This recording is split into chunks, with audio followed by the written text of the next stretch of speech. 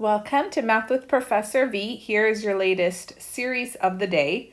We have the sum from k equals 1 to infinity of 2 to the k minus 1 times 3 to the k plus 1 divided by k raised to the k. So if you want to pause the video, give it a try on your own.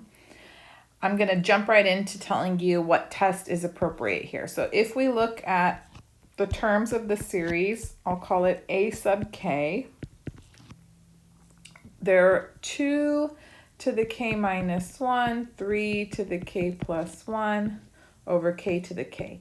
And we can rewrite that as 2 to the k times 2 to the negative first, 3 to the k times 3 to the first over k raised to the k. And the reason I want to do that is so I can kind of see what's being raised to the k and collect those constant terms together.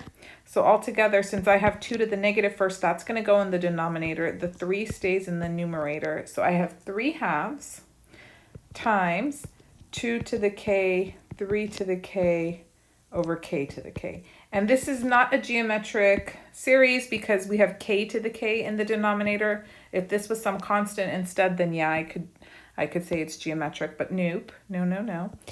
And then everything that's being raised to the k, we actually can group together.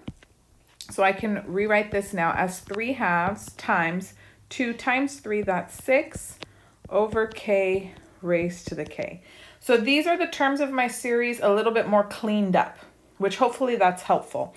Now, if you're going through the list of tests that are options or available to us, this is the perfect time to use the root test. Not the ratio test. If you try to do the ratio test, you're going to end up with, in your limit, an indeterminate form that you'll need to use L'Hopital's rule for. And that's just more work because then you have to redefine a function of x. Remember, we can't do L'Hopital's rule on terms of sequences and series because they're not differentiable. But root test works the best. It's the best choice here. So let's go ahead and proceed. Let's tell the people what test we chose. And we're going to take the limit as k approaches infinity. And it's the kth root of the absolute value. And just to make things easier in terms of the limit, I'm going to leave the 3 halves off for a hot second, okay? So I'm only looking at the limit, absolute value, 6 over k raised to the k. Now, none of the terms are negative inside. There's no x's. K is going to infinity, so I don't need to worry about keeping the absolute value bars from here. This kth root and exponent cancel out. So then I just have the limit as k approaches infinity of 6 over k. That limit clearly is 0. The denominator is getting large without bound. Numerator is a constant.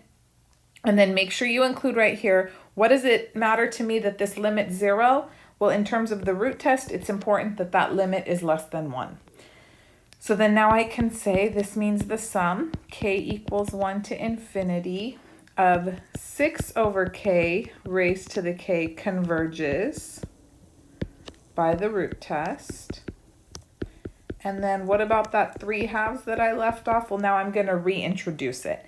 And we know if you have a series that converges and you multiply by some constant, it will still converge. So we have k equals 1 to infinity. If I bring the 3 halves back, makes no difference. The series will converge to a different sum, but we're not being asked to find that. We're just determining whether or not it converges. So I can say this series also converges. If it bothers you and you want to rewrite the terms the way they were originally written, feel free, but this is more than enough to get full credit on some sort of exam or whatnot. So just as a little recap, when we were first looking at the terms of the series, it was helpful to rewrite it in a more simplified manner, isolating everything that was being raised to the k. It's not geometric because we had this k down here. Had it just been 6 to the k, then we could say, boom, r is greater than 1, it diverges. But that's not the case. So then we applied the root test. After applying the root test, the limit came out to 0, which is less than 1. So then we know the series converges, and I added back the 3 halves. Any thoughts? How was this one? Did you get it right? The root test, I feel like, is not as loved as the ratio test. It's not as versatile, and there's something so satisfying every time those factorials cancel with the ratio test. But I thought it was high time we gave the root test a little bit of attention so it didn't feel neglected. All right, that concludes the video, just short and sweet. I'm off to go give exam 2 to my Calc 3 class this summer, so I will record the solutions to the exam once they've taken it. I'm not going to do it ahead of time. And if you need help with sequences and series or anything else, then check out the videos that are linked in the description, as well as on the rest of my YouTube channel. Everything's organized into playlists, so just hop right over to the Calculus 2 video lectures. And please follow me on Instagram, TikTok, Twitter, Math with Professor V. Thank you guys so much for your support. I love you all. I'll be back sooner than later. Bye.